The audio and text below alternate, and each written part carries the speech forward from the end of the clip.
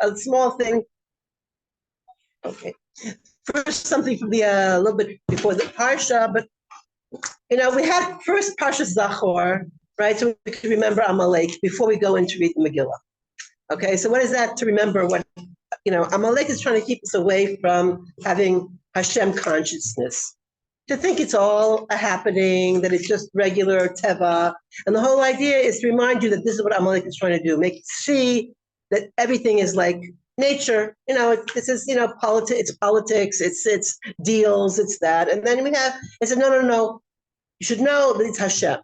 Then you go read the Megillah where it doesn't say Hashem's name anywhere, right? And you have to look between the lines where it says Hamelech, and this is Hashem. You have to say Hashem behind this whole story, right? So yesterday I took Mishloach Manot to somebody, and she had on black glasses, plastic glasses. I'm not saying who, plastic glasses, and it wasn't plastic glasses. And I said, "What's that?" And she said, "These are my Hashem consciousness glasses." I don't know what the exact words were. I told her we're gonna sell them.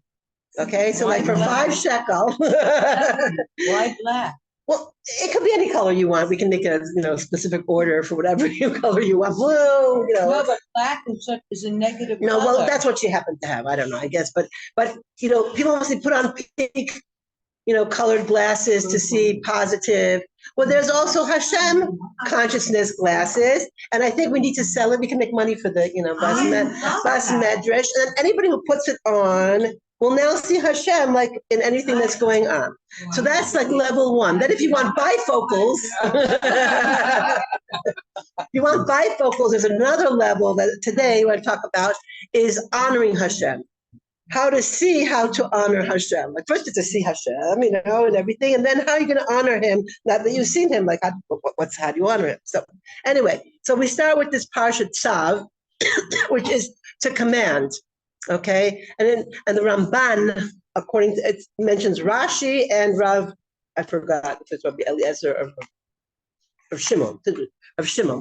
He says, the Rashi says, why does it say tzav, to command? Because it always says by the Hashem lemor, to say, which is a command. That's already a command. Why does it say tzav, command? What does that mean? To command. So it says what do you have to command? So Rashi says whenever it says to command, it means immediately and for future generations. Some of the stuff that's being commanded is commanded for later. Lemor, to say when you get into Eretz Yisrael, or when you have Pesach, or when you have this, do this and this and this. When it's Tzav, it's now and in the future. Okay, that's what Rashi says. And Rav Shimon says it's not always true when it says Tzav. That's not always true because some of the stuff is for the future, not right away. Some machlokas, and he says it means to let a person know whenever you have to lose money, you need to be commanded. When people have to go put their hand into their pocket, it's kisron kis. When you have to lose money on a mitzvah, you need to sort of be commanded about it, because otherwise you might not do it. Okay, so even though Hashem has commanded, all the commandments are commandments, right? Mitzvot are tzav, are commandments, okay? So it says here, so what is this idea of these 2 things? So I just thought I'd bring it in, is the first idea is zrizut.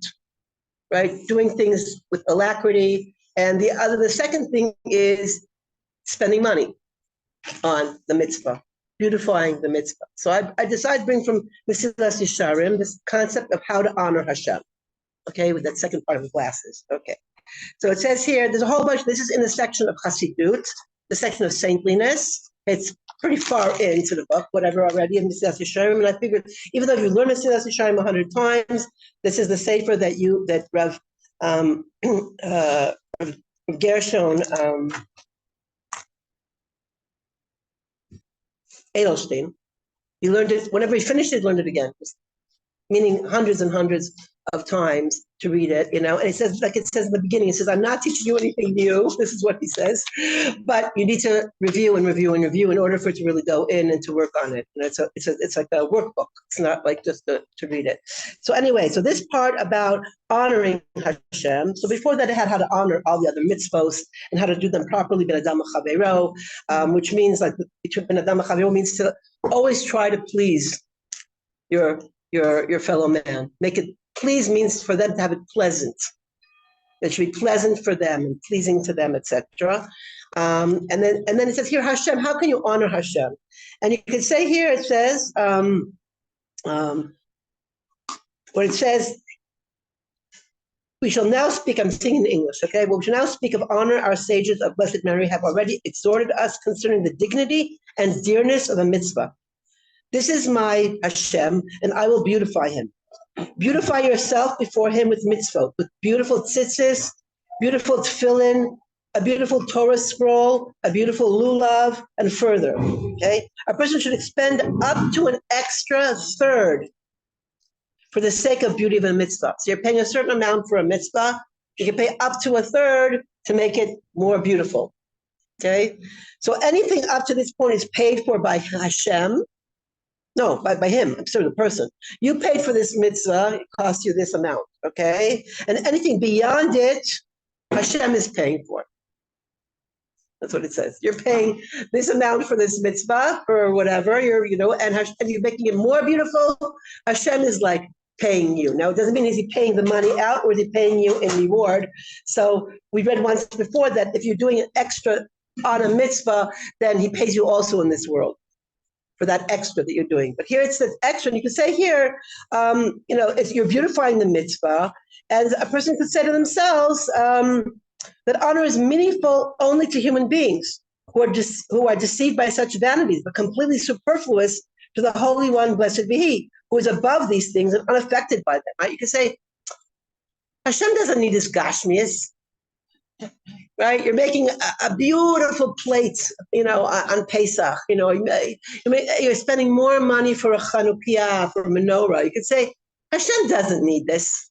Like it's for me. It's for me to show everybody. He says no. We're doing it for Hashem. It's a hiddur mitzvah. You're doing it for Hashem. If you're doing it to show off, then you are doing it for yourself. But if you're doing it for the sake of beautifying a mitzvah for Hashem, then it's for Hashem's sake. So there's everything. So it says here, because Hashem is called the God of honor, okay? And we are duty-bound to accord honor to him, even though he has no need of it. That's a little bit the korbanos. Also, we're bringing a present, so to speak, to Hashem. He doesn't really need it. But it's called reach nichoach, this pleasing aroma to Hashem, because we want to give a gift. Yeah. So what happens when in a situation where, there's a very large family, Hashem, and they're not wealthy, they don't have extra at all. But then the husband, because I've heard about, the husband wants to buy a lulav and spend 1,000 shekels when they could barely put food on the table. Right, we had that story with the etrog in the Gemara or whatever, where then the wife gets so upset that she bites off the pitum, and then his hiddur mitzvah is not to get angry at her. It's a whole, but it's a question for a Rav. It's really a question for a Rav, how much and what should go for food or what should go for this or what should go for that. But there is this concept of hiddur mitzvah. Yeah. A little stuff. It says we built the mishkan for Hashem to have the kirah and Hadar is the one who dwells. So when you do something hiddur mitzvah, you're creating in that mitzvah. That's beautiful. Beautiful. You're doing it for a king. So it says, would you bring a king something that had a blemish? Would you, when you, I don't know how to what do you call it? How to put wrapping on, I don't know how to fold and whatever, and always a little tear here, a little tear there and whatever. Would you give that to a king? You wouldn't really give that to a king. You'd make, I'd pay somebody to package it, whatever it is. So this idea that we, as beautiful as we can make it, and I said this in my group already, and I think we said it once here before, but Shabbos, you can have Shabbos undershirts, literally, seriously, the Rav who said that he didn't feel kedusha in his left foot, and then he found out it was because he was not wearing a Shabbos sock on that foot. He was wearing a regular everyday sock. So you said to yourself, oh, come on! It's what you see on the outside, but it's not for the people who are seeing it. It's for Hashem who's seeing it. Hashem knows what you're wearing underneath. In this parsha, it talks about the clothing for the Kohen, and it says he can't wear anything under, the pants, whatever has to fit exactly on the Who knows about that? Only Hashem knows what he's wearing under his pants. Like nobody's gonna know what he's wearing, if these are new pants, if they're old pants. He clean. Is that what it means when it says Dira Bitachton? It's Purim. It's Purim. Sorry, it's Purim. And we don't want to. Yeah, whatever. But anyway,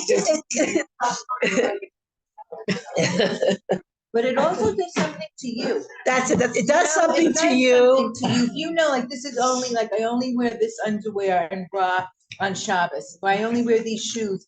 There is something that it does to 100%. you. You know, it's like I 100%. only wear this. I have a dress. I only wear it on Pesach, on Erev Or Seder. Dina said, get special towels. You know, even if it's bathroom It does towels, but something like to whatever. One thing, one towel, Right. whatever. Right. But it's not just that. You can think of almost any mitzvah, how to do a heater mitzvah on that mitzvah. There's heater mitzvah on how to get stuck up in a way that they can't see it, in a way that, you know, they won't even notice that somebody gave it to them. You know, there's all kinds of ways of thinking of how to make a heater mitzvah, you know, how to call somebody else, how to say it in the nicest way possible, practice 100 times, you know, it's ridiculous. You know, are you practicing? Because it's a heater mitzvah. You're doing this to do it in the choicest, in the nicest way. And it says here, and you should give Hashem your choicest. Right, we know for Shabbos, like you see something, you say, well, who was, I forgot which one it was, he said, this is for Shabbos, and he found something better. And he said, Shammai. Thank you, Shammai. And he took that for Shabbos, you know, and then ate that during the week, and he gave the other thing for Shabbos, right? You're supposed to give Hashem your choicest, whatever. That was the whole thing with Hevel and Cain and Hevel, that you know, the Hevel gave his choicest, and Cain gave, but it wasn't his choicest, you know, thing that he could give. So this idea that you could do this in almost in every area, okay? So it says here, because often when we're warned here not to cheapen the mitzvos, okay? That's why a Torah scroll can't be uncovered when you're just like walking around. Like you see between all aliyahs, they cover the thing because like you're busy doing something else. Same thing, by the way, if you're going to the bathroom, don't leave your sefer open, close it. There's certain things about honoring the Sfarim, honoring, you know, the people, honoring Hashem in every single situation, okay? And it could be even just like trying to kiss something from far. That's like an honor to Hashem. So you're thinking like, that means that really almost all the time you could be thinking about how to do a mitzvah because there's always another way to do a hidur. A hidur is always another level. So it's like, you know, it's people who want to do more to honor Hashem. We're saying we want to see Hashem's glory when the Mashiach comes, but we will have to do the honoring now. That's why the korbanos were the highest level that you could give the korban, you would give the korban. If you couldn't, so then you give it on a lower level. But what you could, you try to beautify it. The Bikurim, they decorated it and they sang when they brought it, and like the whole thing. Like, you know, somebody said, I forgot what was it, but I forgot that they said they put on special clothing in order to do a mitzvah, kibud horim, or special clothing in order to do etrog and lulav. Like we don't think about that so much, but it's not nothing. Meaning you don't maybe have to, but if you're doing it, you're doing another level of honoring Hashem, and you're the only one who knows that you're doing that. Nobody knows that you're honoring Hashem. So it's not like a public thing per se. It's private. You know, so only Hashem knows. Only Hashem knows when you keep your mouth shut and didn't say something for the honor of Hashem. So there's a hidur in every single area, and we learned that from, you know, also the korbanos, but from everything else. That's it. So may we all be able to, you know, the Tzfas ladies love to do more and more. So it's like more and more honor for Hashem. You came on Shushan Purim, so you know, yeah, right. And there's a lot of money, right? I have to ask my partner if she allows the other half to go to the Bas Medrash. Classes and then you did bifocals. Right. Now what's multiple? I don't know how you think about it. What do you think? What the multiple, and also what are the ones you put straight into your eyes? Like what are those? Contact. Contact. That's good. Have a laser operation. You're like, oh, Yeah. Oh, that's a good one. You pay a lot of money to have a laser operation. So you really can see.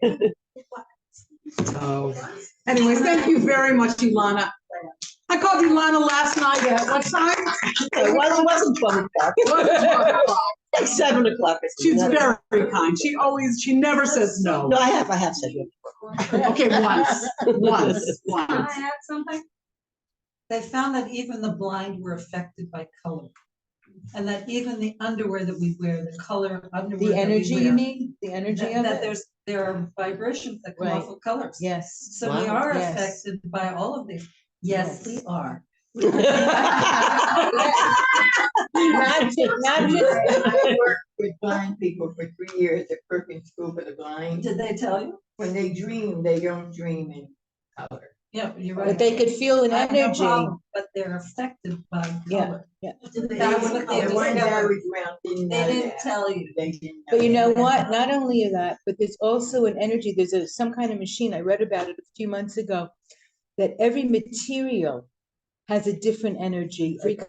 An energy frequency. Cotton, linen has the highest. That's right. And there's something about now, and it was the first time I understood shatnez, where wool and linen cancel each other out. The energy of the wool and the energy of the linen cancel the whole energy. It's fascinating. I actually have the article. Really? You asked me? Yeah, and if anyone, I could send you Could the you article if send you want it? to post It's it. I would fascinating. I would pose it. It's But the question is, why does a Kohen Gadol wear Right, shatnez? so That has that's, been nullified. yeah.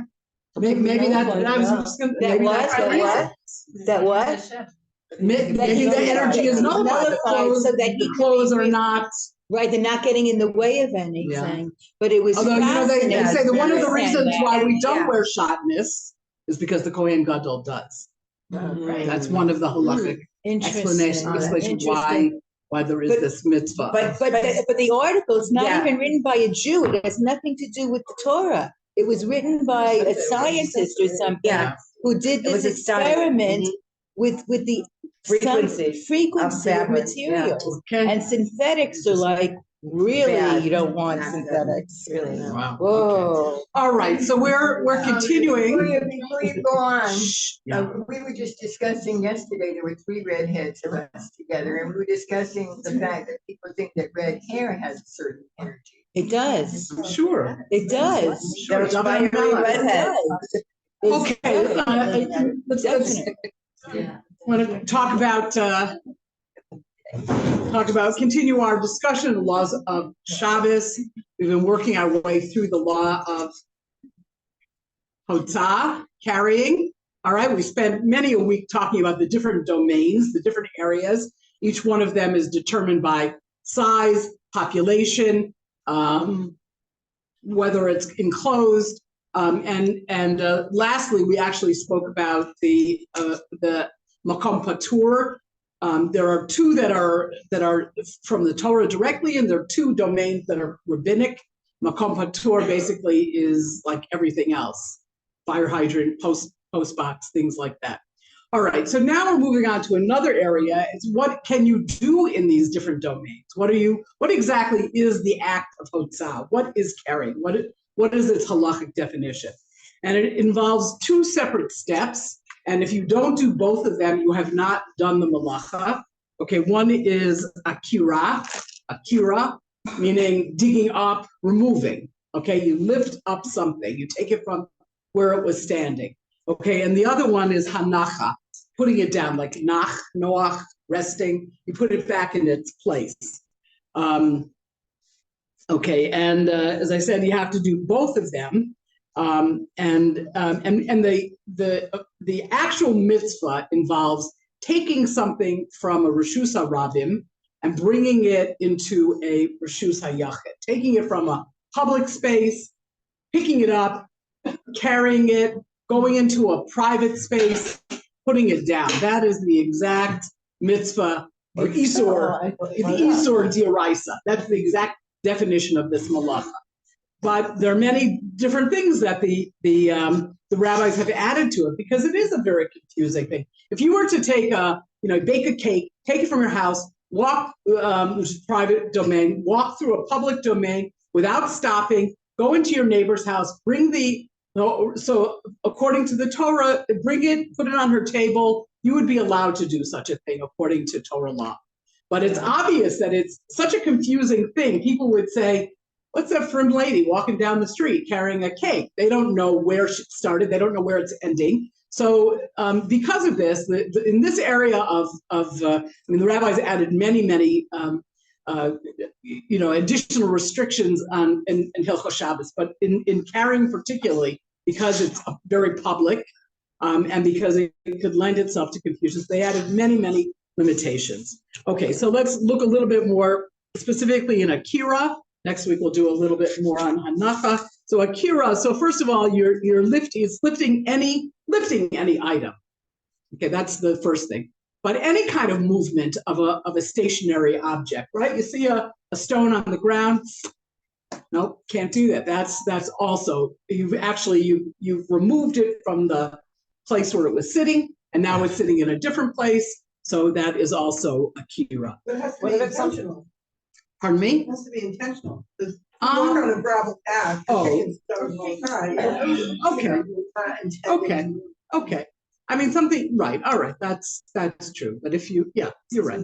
What if it's something in it, like it's in your pocket, you push it to the side so you can get past? You'd have to go around. You would need to go around, yeah. Unless there's an A-roof. Right, right. This is our fundamental principle in everything that we're talking about. If there's an A-roof, if you hold by the A-roof, then none of this really applies. But this is situations where there is no A-roof, and there are many places where there is not an A-roof. Many places in Eretz Yisrael where there is not an A-roof or a kosher A-roof. And certainly if anybody goes to America, you got lots of little issues. Okay. You still can't take a stone, even if you have an arrow. That's true. Reason. Right. It's muktzah. That's right. That's a different. That's reason. Right. That's right. Okay. So now. That's why I'm saying Agalah, where you're not picking anything up, but you're still moving it from one place to another. Right. Right. It's not about putting air between the object and the ground. Right. It's moving it from its place. Okay. All right. So there are a couple of different other principles. The object must be stationary. Okay. So like a leaf floating in a pond is not considered. So according to the Torah, not rabbinically, if you would pick up that leaf that's floating in the pond, that would not be akira. Okay. If you taking something from somebody else's hand while they're walking, that's not akira. And this, we'll talk about this in a little while.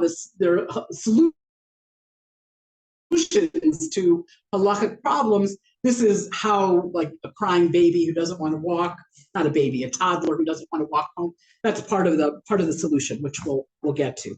Okay, the object has to be moved completely all at once. So if you have like a big, a roll of schach, and you lift up half of it and you put it down, the other half is still sitting on the ground, and then you lift the other half and you move that piece by piece. That is also not considered akira. It has to be, you have to lift up the whole thing at one moment. That's what everybody wants to do on Shabbos, right? You can do mine.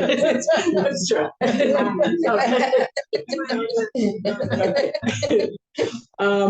All right. So like, and also like cartwheeling something. You have a big chest, and you're like cartwheeling it from corner to corner. So that would also not be the malacha or that would not be the action of akira. Okay, so it has to completely it has to be moved from one domain to the other. So if you have this bushel of tomatoes, I'm looking at, there's the picture right here, bushel of tomatoes, and you put it on somebody's doorstep, and it's half in the house and half outside of the house. This is also again, this is all rabbinically prohibited, but it's not the malacha itself of akira. Okay, and then, okay, if one end of the, this is kind of an interesting, if one end of an object is in one reshus and the other is in another reshus, then you actually can't bring it back in. So you go camping and somebody gets this idea to camp right next to the A-roof, and they unroll their sleeping bag, and half of the sleeping bag or even a corner of the sleeping bag is outside of the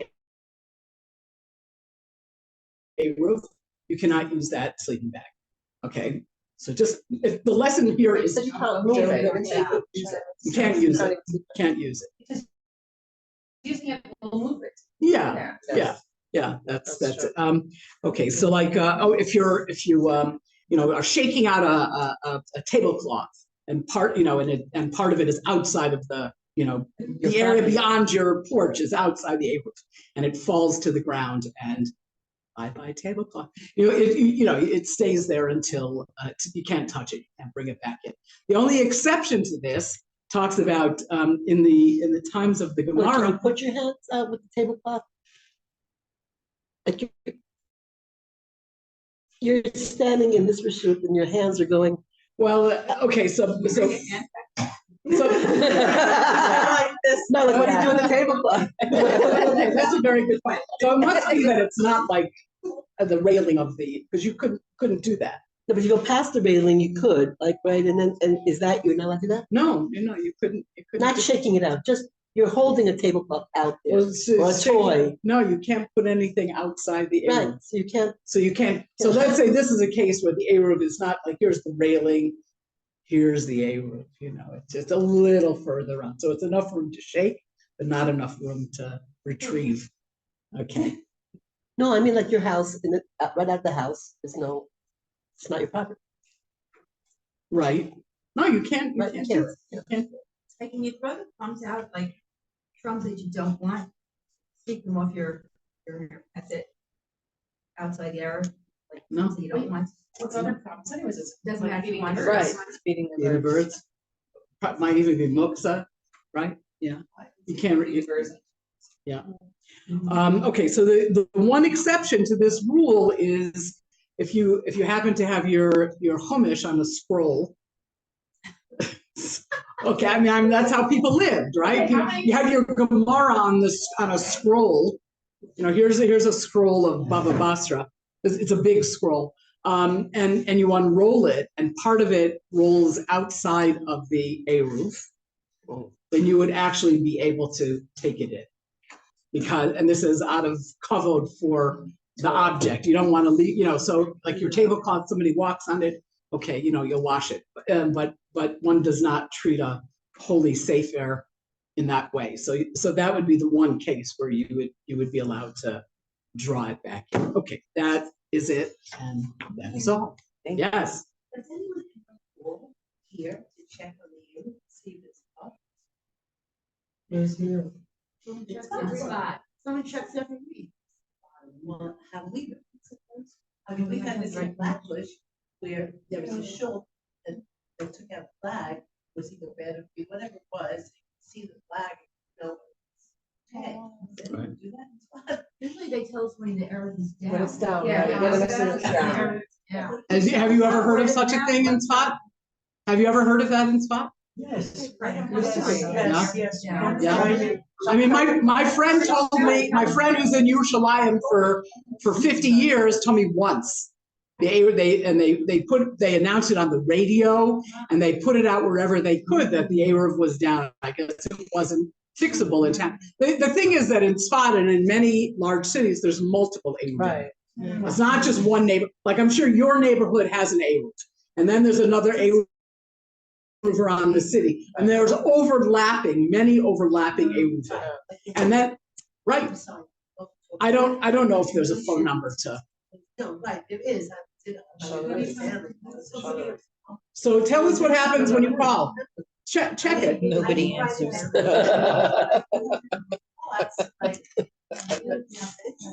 It's a good thing too, yeah. Before we sign the book, it has to who's responsible for it. What do they have in place? They're responsible for that. Besides that, the book is responsible. You can even stop by. Yeah. Will somebody take it upon themselves to check? Bring us the number. One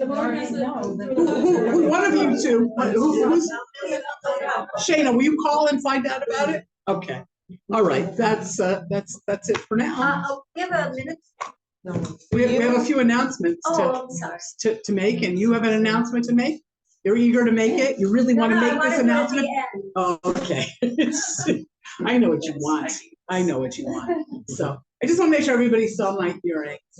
Okay, in case. That's a Kenny experience. Here's my matching necklace. All right.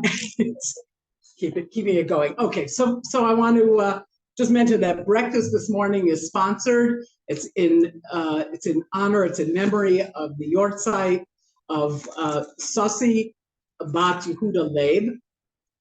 Okay, and so thank you to our sponsor this morning, whose name I'm not mentioning. Okay, I think most of our classes, all of our classes are taking place. Anybody? Okay, except for 12:30 is not. No. So she was gonna teach and then she's not feeling well, so she's not gonna be teaching at 12:30, but she will be back next week. So there's nothing. Nothing at 12:30, right? It's a nice short day. Everybody can go home and nap. Yeah. Also, just want to mention that after this week, we have 2 more sessions. So good idea to finish up whatever you can finish up. And I think we're going to finish Shoftim in 3 weeks. Well, how many more weeks do we have? Two more weeks after this. So then After two. What's And then what's the date that we stop? Like, You're asking all the hard questions. I see. Okay.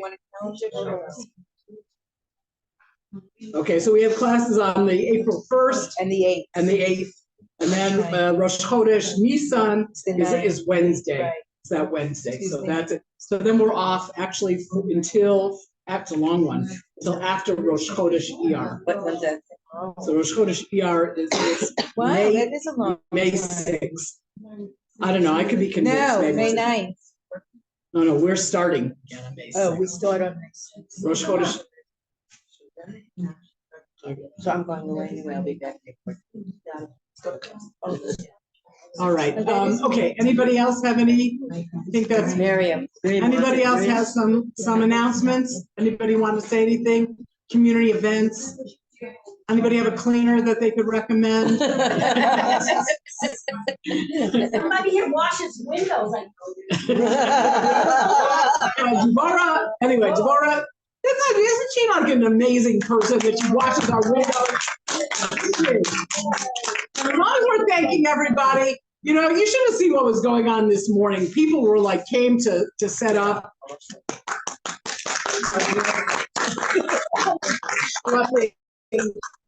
Cutting vegetables like this. It was slow, but we made it. But since all of you came late, it was not a problem. So, anyways, thank you to you all. Thank you for the preparers and for the window washers and to the people who come to learn and the people who teach.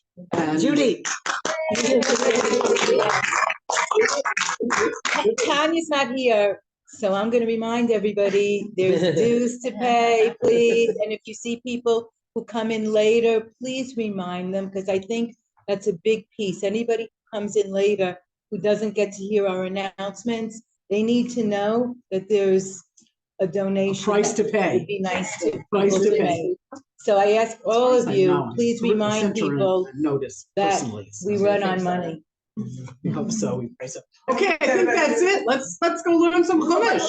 One more announcement. Oh, one more announcement. From the feet up.